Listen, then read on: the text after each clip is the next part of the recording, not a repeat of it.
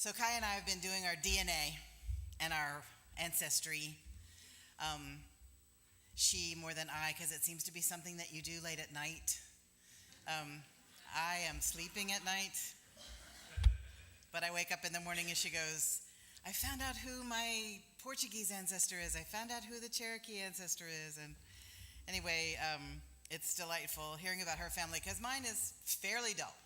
I kind of got off of the ancestry thing when I worked on it for an afternoon or two, and it was like, and your grandfather was a preacher, and his father was a preacher, and his father was a preacher, and his father was a preacher, and his father was all the way back to 1690. I wanted something spicier.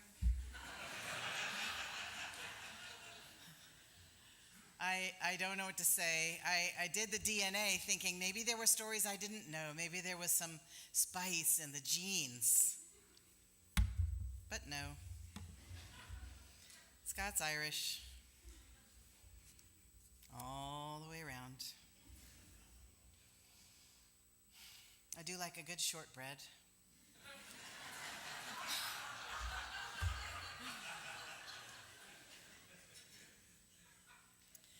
But it does make you feel like you are in a place, that you're from people and that your roots are speaking. And I am just the embodiment of all that. With my own little twist, being female, which they never had before. But that wasn't my doing. Anyway, Jesus has a genealogy, and it starts the New Testament, the Christian scriptures, in the book of Matthew. I talk to you about it every now and then because there are a few women on that list, which is very unusual. And I talked to you about different women. I think last time I told you about Tamar. I'm not going to read you all the begats because that's what the genealogy looks like. But the women in the begats, again, unusual to name the women. Tamar, Rahab, Ruth, and the mother of Solomon, it says, that doesn't name her, it says she had been Uriah's wife. I'm going to talk to you about her. And it ends up with Joseph, who was Jesus' father. So anytime anybody in your family is hawking you about the virgin birth and blah, blah, you can just say, then why does Matthew trace the genealogy through Joseph?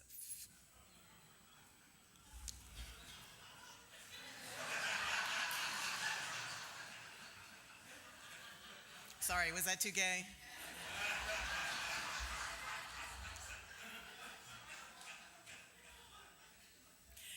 So instead of telling you about Tamar today, I'm going to talk to you about Ruth and Rahab. I was thinking about Ruth. Friday, I was making a chocolate cake, and baking is very new to me, but it's bringing back memories because I think my mother baked once. And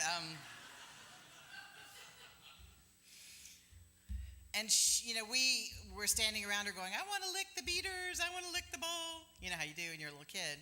And so she left a good bit in the bowl for us because she knew we were watching her.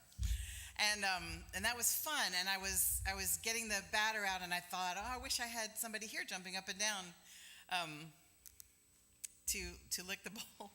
But it made me think about the story of Ruth because the farmers back in that day used to do the same thing with their fields, the harvest in their fields. They would harvest, if they were good people, they would harvest very sloppily, and they would leave the corners unharvested, and they would leave spots undone, and then the poor would come in and harvest from that. And so here's the story of Ruth, who was one of Jesus' grandmothers. She had married a guy who was from Israel, but she was living in the far country where she had grown up, and her husband died. And then his brother died, the husband of her, of the other daughter-in-law, to a woman named Naomi, who was the mother of the two sons who died. And Naomi said to the daughters, well, you guys, I guess you just go home now to be with your fathers, and they will support you, and you wear, widow's clothes, and just live out the rest of your lives as a widow in your father's house. It's not fun, but it's what you do. The rule was that if your husband died, then you were taken on by his brother. And then the brother would father children with you that would count as your dead husband's children. But there was no other brother for her. But she said to Naomi, I don't want to go back to my father's house. I will go with you. She said, whither thou goest, I will go. When you lie down, I will lie down. Your gods will be my gods. Your people will be my people. I'm not leaving you. And that, a lot of times you'll hear it at a wedding, but it was originally said by a daughter-in-law to a mother-in-law. That was Ruth. And so she went back to Israel with Naomi. And the closest thing that Naomi knew was that there was a cousin of her son named Boaz. And Boaz was a farmer, and he was a good guy, you could tell, because he was leaving the corners of his field unharvested for the poorer people. And so Ruth went on down there and started taking some grain, and her mother-in-law said to her, that's the closest thing that you're going to find to a brother to your dead husband, so honey, go get him.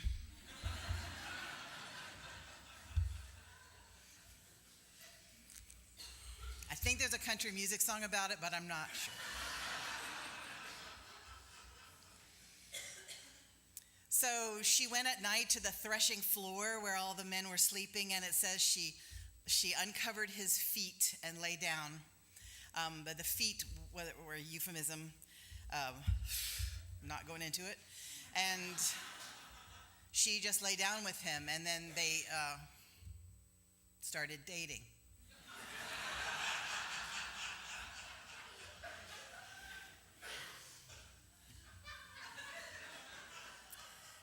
And eventually married.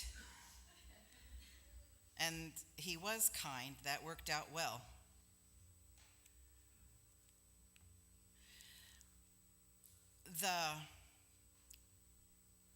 The wife of Uriah was named Bathsheba, and she was in the Leonard Cohen song, Hallelujah. It says, he saw her bathing on the roof. Her beauty overthrew him. So he wanted her.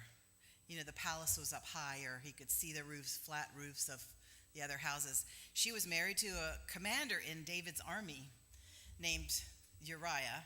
And so he sent his army into battle to get him out of town. And he started dating Bathsheba, and she got pregnant. So when he called Uriah back home. He called the army back home because he wanted the baby to seem like it was Uriah's. And he said, you're the commander, just go see your wife and have a lovely R&R holiday, and then we'll go back to war after that. But Uriah was a really good commander, and what he said was, I'm not going to have R&R with my wife while my guys are not able to do that with their wives, so I'm going to sleep at the gate of the town with them. And so the whole vacation from the war, he slept at the gate with his guys. So David had to go to plan DEFCON 9, which was send them in a kamikaze mission and make sure Uriah was in front, and he got killed. So nobody approved of that. The prophets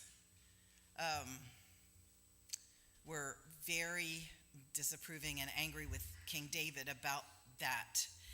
But Bathsheba, nevertheless, was one of King David's wives, and she was the mother of Solomon, who became king next. And so she has a very important, besides being the abuela of Jesus, she had an important role as the mother of Solomon. And so, yet, in this genealogy, she's called the wife of Uriah, which is a way of referencing the backstory and making sure the taint of the bad behavior stuck. Know what I mean? Now, we don't know who wrote the book of Matthew. It might have been the guy Matthew, not really likely.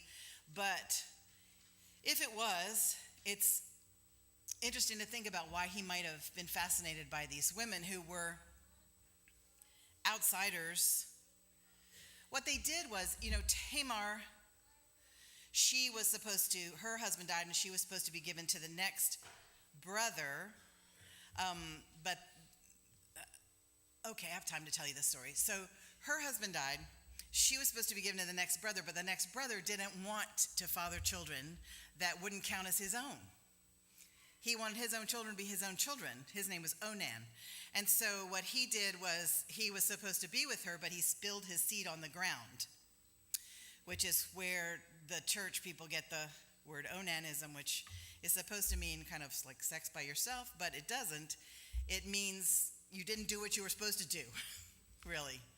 So he was supposed to do that. He spilled his seed on the ground, and God struck him dead. So the next brother was supposed to be with her, but he was too young. He was like 11. And so what Judah said was, go be with your father in his house, like a widow, and I'll call you when this guy gets old enough. But he kind of thought she had a curse or something, because he didn't want, the first son died, the second son died. He didn't want his third son to die. And so he just never called her. And so she was in the father's house, and he had to go up to another area to do the sheep shearing. So it was like, he's from Austin, he's going up to Amarillo to shear the sheep. And she hears that he's coming. And she realizes, she knows it's been enough years so that kid is grown, and he hasn't called her. So she takes off her widow's clothes and puts on more fancy clothes and pretends to be a fancy woman sitting at the well. And he comes by the well on his way to shear the sheep, and he says, "Hey, fancy woman, want to have fun?" And she says, "Oh, yeah." He says, "I'm going to send you a goat." And she says, "Well, I would like something to make sure you're going to keep your promise, like your driver's license or something." And so he gives, paraphrasing, he gives her his signet ring and his walking staff. And there's a cord with the staff. And so that all happens, and she gets pregnant. And he's back home, and he hears, "Your daughter-in-law, Tamar, has played the fancy woman and gotten pregnant." And he says, "Bring her here, she must die." And so she comes, and he says, "Who has done this?" And she's like, "The guy that this is their ring." And he goes, "Oh, man." So she got justice, did not get killed. That's one of Jesus' grandmothers. She was fierce, and she did the wrong thing for the right reason. Or it was really the right thing. It was outside the lines, but it was righteous. You know what I mean? And so many times, these women in Jesus' genealogy did something that was way outside the line, but for the right reason. Or they got taken outside the line by a king who wanted them. Matthew might have been fascinated with these women because, if it is Matthew that wrote this, he was a tax collector and collected taxes from his people. And taxes were cheating back then. The tax collectors just said, "You owe $5,000. Or you owe $60,000. And there was no rhyme or reason to it, and everybody hated the tax man because he got to decide how badly you got cheated. And so when Jesus picked him out, he climbed up a tree to see Jesus better, and Jesus started talking to him while he was in the tree. I don't know if you remember that story from if you went to Sunday school, but he came down and became one of the entourage, one of the disciples of Jesus. And so maybe he really felt like he had some kinship with these people who needed a second chance, people who were misunderstood and did the wrong things, but came around right anyway.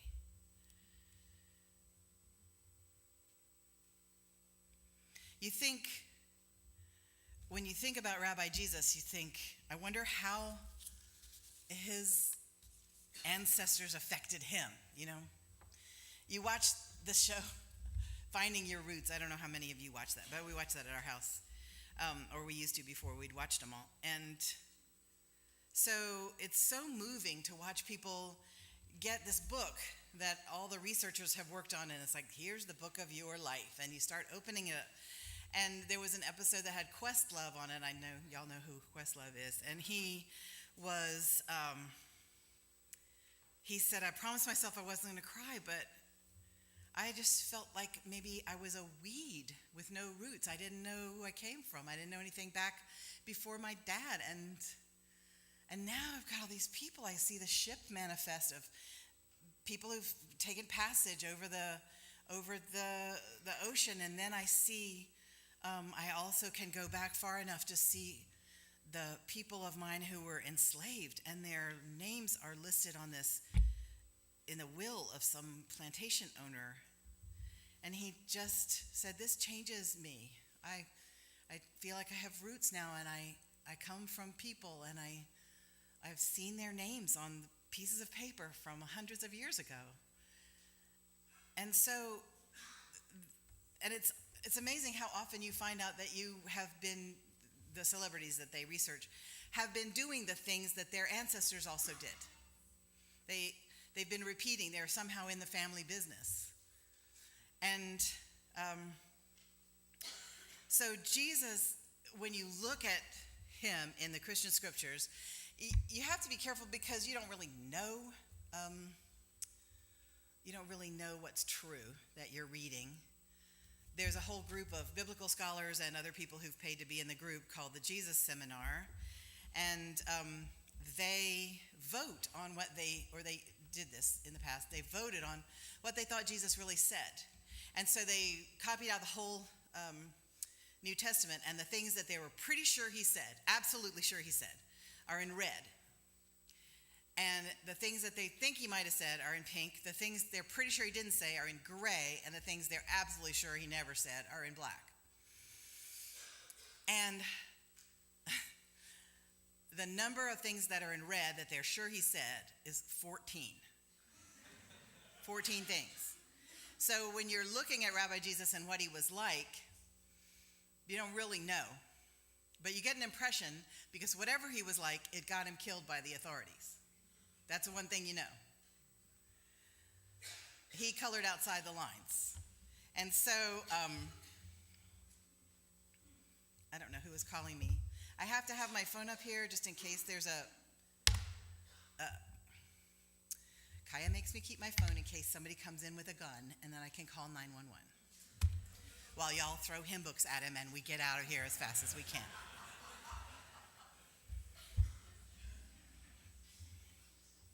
Sorry, that's a terrible aside. So you're looking at Rabbi Jesus and you think, was his absolute authority to rebel part of his DNA?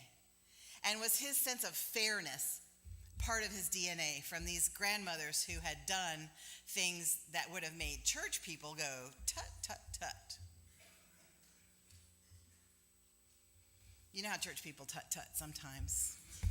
Even in this church, they do from time to time. If somebody, throws a water bottle in the trash.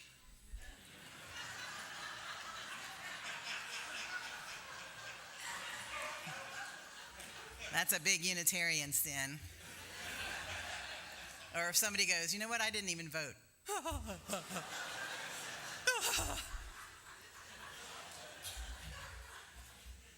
But in other churches, they tut about other things. And these women who were the abuelas of Jesus would have been tutted about a lot, and they would have said things like, "Oh, Tamar, we prayed for you last Wednesday night."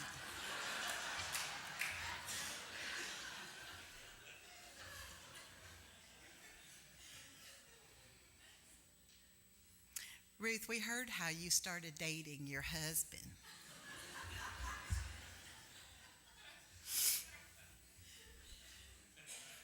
So in our country, where we have this kind of churchianity that is so different from what Rabbi Jesus taught, so different.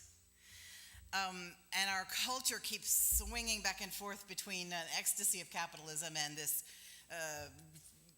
rigid churchianity where, any woman who colors outside the lines must be punished, and she should be punished if she uses birth control. They don't even know how it works, but they don't want her to do it. And there are so many ways of coloring outside the lines as the lines get narrower, smaller, as your space gets smaller.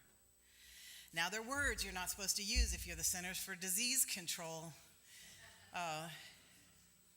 I'm reading all the Harry Potter books again. I don't know if y'all have read those, but it feels like Dolores Umbridge has taken over. We're all having to write lines. I must not use the word fetus. I must not use the word.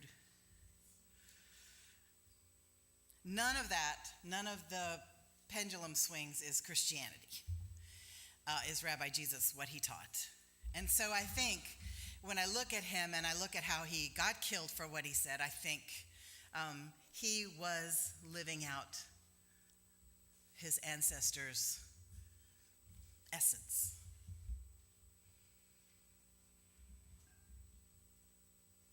And I think we should give ourselves some room to do unexpected things, maybe to break little laws for the right reasons.